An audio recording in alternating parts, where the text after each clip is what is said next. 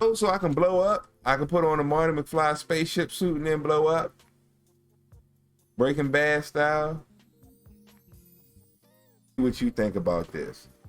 This will better prove our point of you can't trust no one but yourself. And let's get into that. Baby. You're not imagining. Hold on. Whoa. Hold on, Jill Scott. It. That sativa from the dispensary isn't nearly as energizing as it used to be. Here's why. I'm Catherine Goldberg. I run the blog Senior Savvy Cannabis.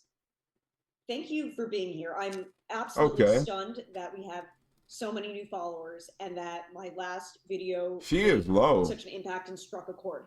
Clearly, there are a lot of us legal cannabis consumers that want energizing strains. We go to the dispensary and we go to the sativa section, misleading, we'll break that down, and we expect to get cannabis that, like in the olden days, was energizing and clear-headed and motivating. And although it's labeled sativa and certain terpenes are listed, sativa, that's not the effect we're getting. So I asked what was going on, and the response was outrageous. So to everyone who weighed in, on both sides, the people who are also frustrated that we're trying to do this the right way by supporting legal cannabis and we're not getting the medicine we need, and to all the growers who broke down this incredible plant in a way that I could never have imagined.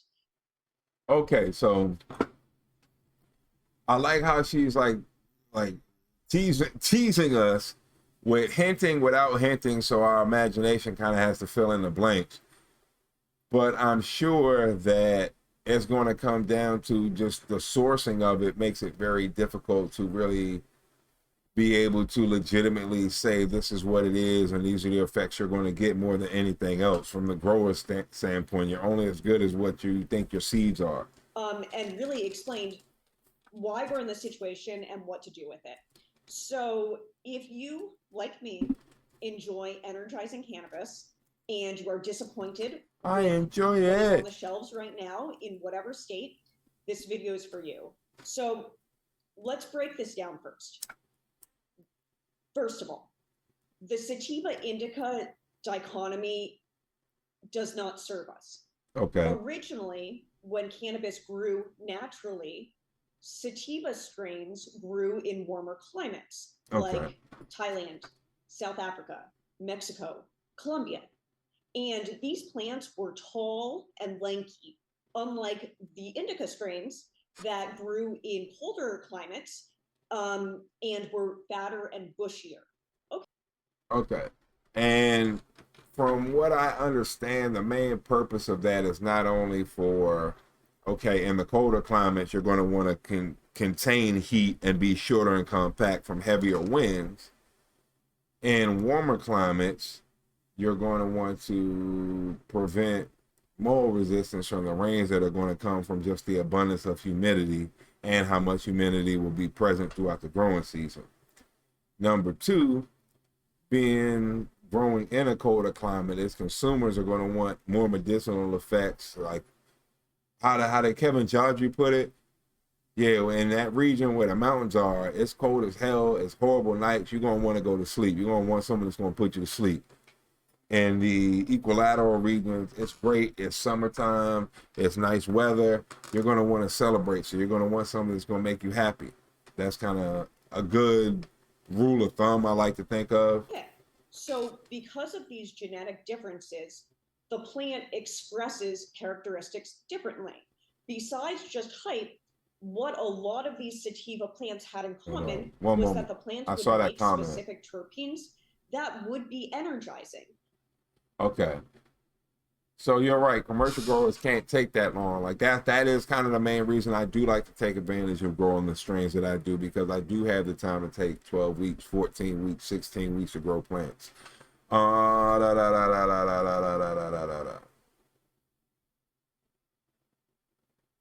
Yeah, you ought to send her a cut of the head. You should. She would love you to death. She'd be really happy with that. Sativas take to, and they do. And there is still a way to get it done, because that was the same argument with beer, that most people made ales like the stouts and the IPAs and things like that because it takes 2 weeks for that to be ready to consume. And with a lager, you're going from anywhere to a month to 3 months for it to be ready. So that storage space, shelf space that you're taking up with that just being ready to even be consumed, most people don't even dive into the game. And that's kind of what you're saying about the sativa and indica thing.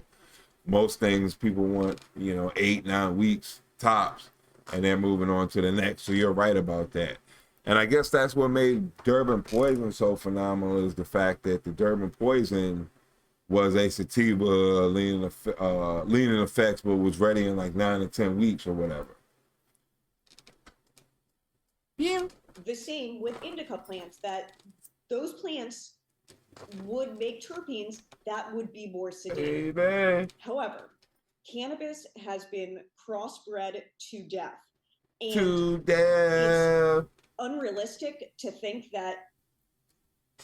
What I think she's really trying to say is it's not just that it's been crossbred to death, that it has been bottlenecked to death.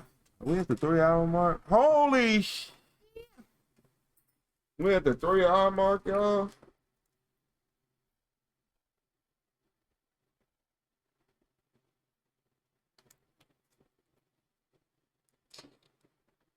Way to go. I know y'all just started, but I hadn't started 8:30, so I'm an hour and a half extra in.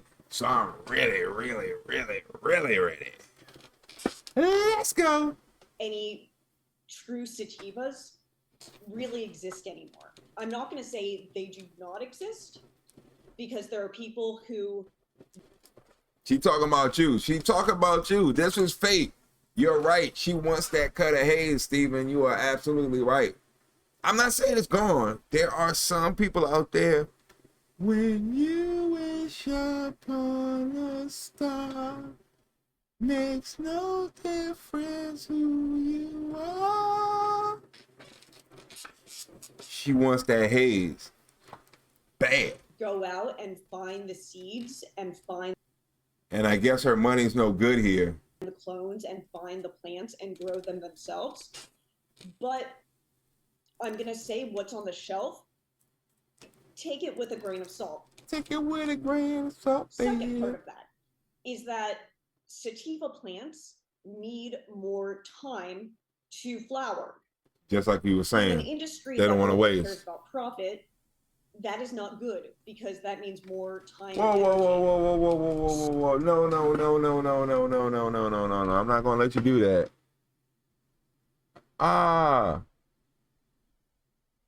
Yeah, I'm not going to let you do that. It's not the main reason you have to get such a profit is because everything is so heavily regulated. When things first start out, there's such a room for profit and such a room for growth because there aren't regulations on certain fields. After people start to see there's a way to get a profit, get a foot into whatever you're doing, they're going to tax you to hell. And that's what makes you have to be forced to get a profit. Like you have to be focused on a profit because you're going to shut down if you don't. If I can't pay this $1 million, $2 million just to operate in business and grow cannabis, we're done. It doesn't matter what strains we have, what crossbreeds you want to do. So it's really the practice of business in any field that is going to be heavily regulated, and that's what causes most things to be profit driven. We just go for data points because we need more money. We're paying out the butt for whatever. The big cannabis doesn't want sativas because it's just going to take more time. This plant is so complex, and I don't want to get so into the nitty gritty of the science. I'm going to tell you also what to do if you don't want to grow your own. So this is the consensus, that because of the shortcuts and loopholes that big cannabis is making, they can call their products anything they want, but there's no genetic testing going on the plants, the seeds to prove. Genetic testing is hard. Again, I get where she's going from. I'm totally on her side, but a lot of the things that she's mentioning as points are out of the control of the growers. It's just the fate of the industry. Genetic testing is very hard. You don't even know what you have to begin with that's something that you like. So to be able to track that and test that to see if it's a true thing is almost unrealistic. It's almost like liking coffee beans from a certain region or liking a tobacco from a certain region, and then trying to test to see if every cup of coffee or every cigar is of that same quality, like genetic material. It's really no way to really do that. Like the only way to really see that if the genetics are in there is in the product. And honestly, I do understand. Like having a bad experience at a restaurant. Like it might not have been exactly not a horrible experience, but a bad experience. Like something happened to your food. It's not exactly what you wanted, but it wasn't enough for you to complain and like be a statistic. Oh, I complained to the manager that I didn't want onions and onions were on it, and all I did was pick them off myself. It's going to be a lot of that as well. Prove any sort of lineage, so that's problematic. Also, you can have the exact same genetics and grow the plants in two different locations and get wildly different results. So there's just so much phenotypic expression is what she's saying. So it's funny, all of this is basically emotional. Like there is science to back up her emotion, but she's not citing any science. She's just basically coming from anecdotal and emotional evidence. Variability in this one plant. Also, in my first video that set off this whole conversation,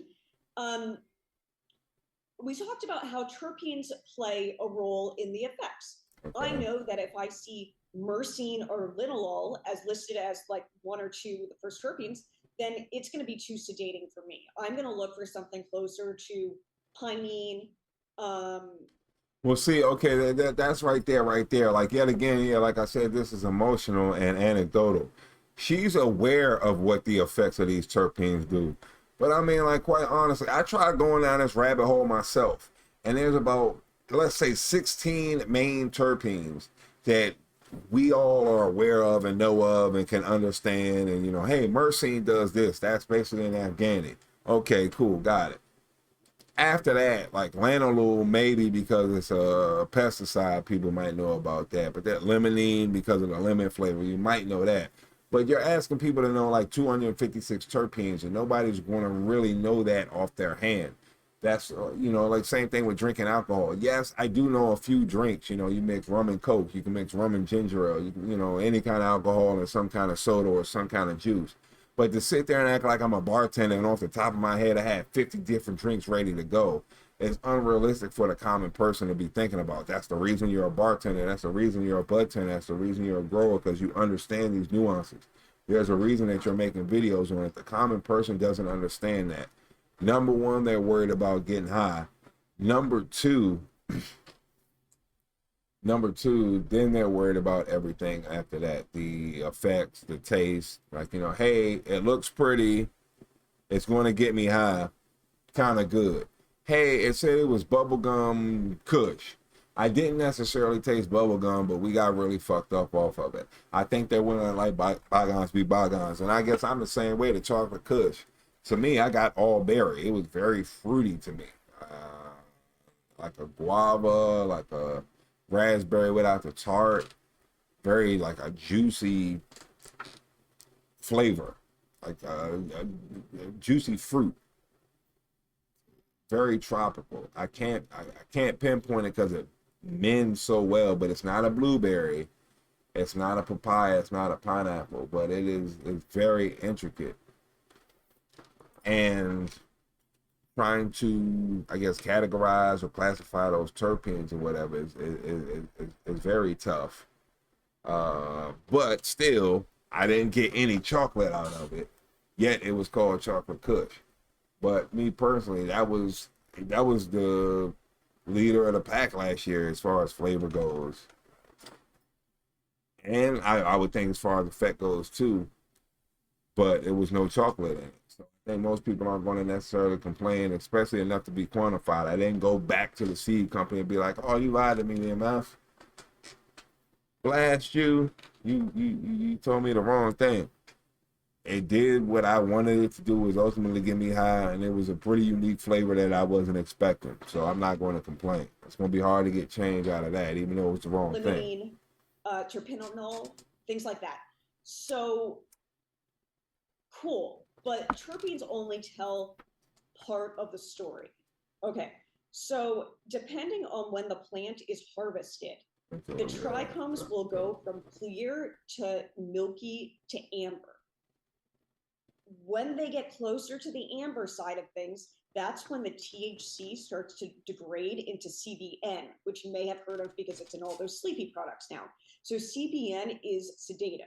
So even if you have a genetically sativa plant and you grow it for too long before harvesting it, the effects will still be sedating. So I have so much respect for the growers who have reached out and shown me their setups, because it's like a science and an art in one. Well, I think why you're giving it so much praise is because it's something you consume, but everything kind of is the same subtleties.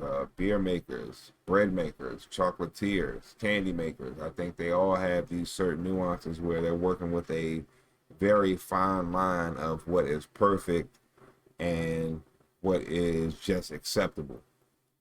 So I appreciate the fact that you celebrate those nuances, but this isn't the only thing that does it. Yeah, I would like to have a little more pop-ups flow up on the screen or whatnot to back up what she's saying, because I understand at a time you can just become emotional and anecdotal, kind of how I am now in a live stream. But I would say she would be the research that I would be popping up on the screen. So at least I tried, whether it's factual, unfactual.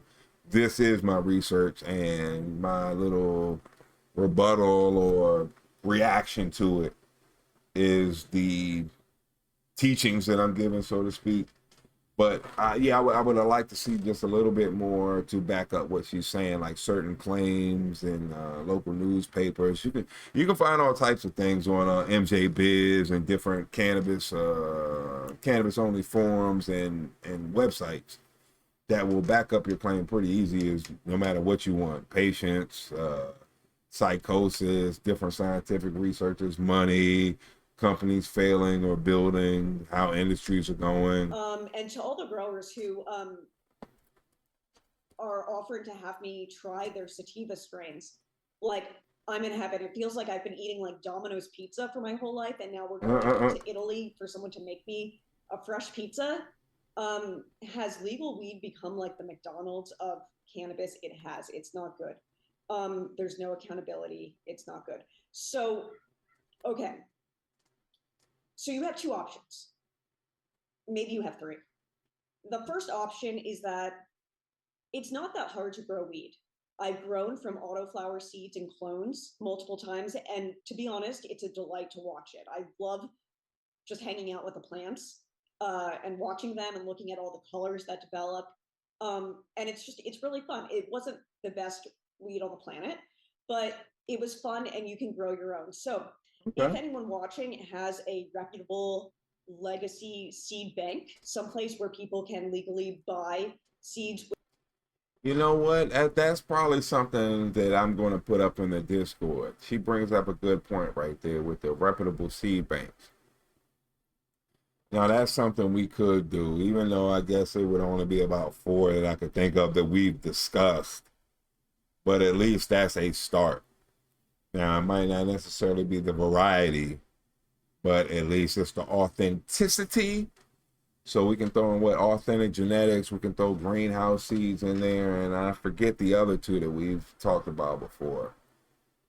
Copycat, things like that, and just as a reference point, I guess directory is what I will label it as in the Discord. Seed directory, seed bank directory. That's probably what I put in Discord. With those older land-raised genetics, please comment, because I will send people there. That's where I'll go to buy the seeds. And I think that's a good place to start. not everyone can grow their own weed, right? We're in apartment buildings, there are issues, right? So if your only option is the dispensary, which two things can be true at once. We can be thankful that legal weed has come as far as it has and that we have safe access to it. And we can also say we want better. You want better. So although Right now. brands can print anything they want You need to do better, Senator. on their label, look for craft cannabis, look for small farms, look for family farms. Autumn. What if we're not gonna have the ability to do that? That's like the same thing that happened with craft beer. Go to your local brewery, go to your local winery, well, what if you can't do that? What if it's like a 45-minute drive? I'm not about to drive 45 minutes for a 6-pack or 64 ounces of beer with a growler. I'm not about to drive to the local farm for, an eighth, a half ounce. Sorry. Brands is one of the brands out here in California, and they have a really energizing sativa that I love. I also appreciate that instead of using pesticides on their plants, they use ladybugs. Because pesticides are just neurotoxins, and that's just bad news bears for everyone. She can't even express her thought. Neurotoxin. So basically, it starts to mess with your nervous system, is what she's trying to say. And I think also the other things about using the pesticides is they are carcinogenics, meaning that they cause cancer. They create too many free radicals in your body when you're exposed to it. That's what she's trying to say. And I got that from reading Hot Times just a bunch of times and watching these videos. And she can't even express it because I guess she's feeling the pressure of being on camera, which I don't blame her. But come on now, you got to give us some facts here. You got to give us some kind of numbers or give us some kind of terminology to make yourself credible when speaking. So this is where we are right now. So yes, I would like to start growing my own weed. Do I think I'm going to be doing it this second? No. So what I'm going to do next time I go to the dispensary is I'm going to look at the terpenes and I'm going to make sure that myrcene. Now, Stephen, I do agree with you. It is best to buy from the breeder. I would say that if you're planning to grow it. But I'm saying, as far as, I guess I should have explained that further. The way I took what she was saying, instead of going to the dispensary, go to like the farm. And I was saying that's kind of unrealistic. I interpreted that as don't go to the beer store right around the corner of your house. Like go to the brewery that's like, 15 minutes away from your house or 30 minutes away from your house, whatever. That's how I kind of interpreted that. So that's why I rebelled against that. Now, if we're talking about sourcing something that you're going to grow, clones or whatever, and you're picking something up there, I'm with that. I totally agree. I back that. Nut cancer?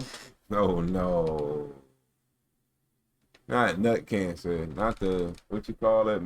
Not Michael Phelps. This dude named Lance Armstrong. Is that the wrestler? No, that's Brad Armstrong. Yeah, Lance Armstrong. Which it has been on some of these strains that I've been told are supposed to be sativas that are not, like what is labeled as Durban poison or what is labeled as Jack Herrera. If myrcene is the first terpene, it's not going to be energizing. Well, I think the other thing that I heard, especially when it comes to not only I guess it stems from basically third-party companies being the ones that are keeping these strains alive. So I can totally understand in a commercial set, if people keep asking you for OG Kush and you don't have OG Kush, somehow, some way, you're going to miraculously find OG Kush all of a sudden. And then when it trickles down to us as the consumer, you sell that to the breeder sells it to the dispensary, the dispensary sells it to us. We're not getting the Durban poison that you're asking for. But that is due to, like I said, the regulations again. It's like the dry cleaners. I bring that up all the time. The reason that you're able to have a local dry cleaner is because there's a mass dry cleaner warehouse that's like 45 minutes away from your location that everybody in the area takes their stuff to, and they do the dry cleaning. All you do is pick up the work that they did. And that's the same thing with cannabis. A lot of times we don't really have the ability to breed new strains or come up with anything that's not heavily regulated. So you do have to depend on these dispensaries or nurseries, and a lot of times they're third party and they aren't accurate with their cataloging. They're not accurate with their clones, not honest with their clones or their seeds, and it trickles down to us. That's why you're getting what you're getting, lady. The second change that I think I need to make as well is that a lot of people commented and said that by smoking joints, the temperature is too high, and you're actually burning off the terpenes before your body can even use them. To use a vaporizer is the main reason, yes. Like I think fire smoking it makes this about 500, 600 degrees, something like that.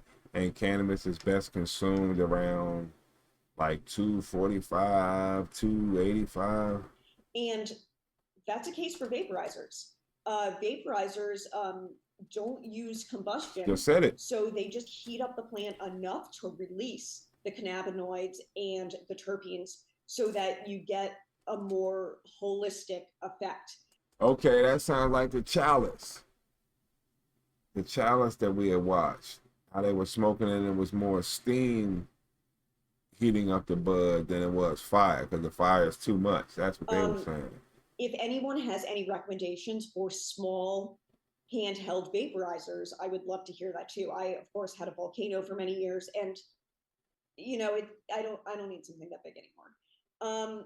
But it seems like the best we can do now is share what brands are doing the best and in what state, and we can share what brands are cutting it, and we can try to consume in a way that protects the efficacy of the plant in a way that maybe I personally wasn't really being considerate of. So I'm thrilled to hear that, even though, of course, we are in the minority, there are a lot of people who like energizing cannabis. And for all these reasons of why it is not on the shelves of dispensaries, that doesn't mean it's gone. And it might be up to people like us, just the enthusiasts, to start to connect with these legacy growers, to start to learn, to start to get these seeds and clones, and take it into our own hands, because you, like me, I'm sure, use cannabis to become the best version of yourself. And when you know that what you're buying in the dispensary with all the taxes doesn't serve you, it's time to make a change. So I'm thankful that I'm not alone in this. And I would love to hear what energizing sativas you have found and where you live. And I hope we can create a community of energetic cannabis enthusiasts that share our knowledge to help people live in less pain and more joy, whatever that means. Okay, now like this is another critique again, and I hate to be so critical on this, but like I said, it would be nice if she had even a Facebook page, like a Facebook group or something, like, hey, this is like where different people in different states can meet up and kind of do the legwork for you, versus you having to like be in the water yourself, swimming and looking for this stuff. But to them. So I appreciate. I like the thought of hers. Also, I have a free cannabis tracker PDF. If you subscribe to my blog, also for free, you can write down. There's a space to write down like the minor cannabinoids and the terpenes, so you really get a sense of how things are affecting you. Who you are as a smoker, the things that you tend to like and the things you tend to dislike. It's like a graph of the things that you appreciated and the things you didn't, from the terpenes that you noticed were the main features. And how that might change over time. And for all like the good point seniors sharing their stories about what cannabis used to be in the 60s and 70s and 80s and 90s, thank you, because it was like hey, I ain't that old lady that I've only read about, but it was nice to hear from people who were part of it. And I think I'm insulted, lady. So that video was the Sativa scam, and I appreciated her raising that question. I know I was a little harsh on it. I wasn't harsh on it, but I asked many questions. But all of her points were very valid. I wanted to see more of her doing the legwork when presenting the questions, but not that any of her questions at all were wrong. She was exactly right in what she was saying. And you would mention it right off the bat, Stephen, that it was the commercial time. They don't want to spend the weeks that it takes to make it.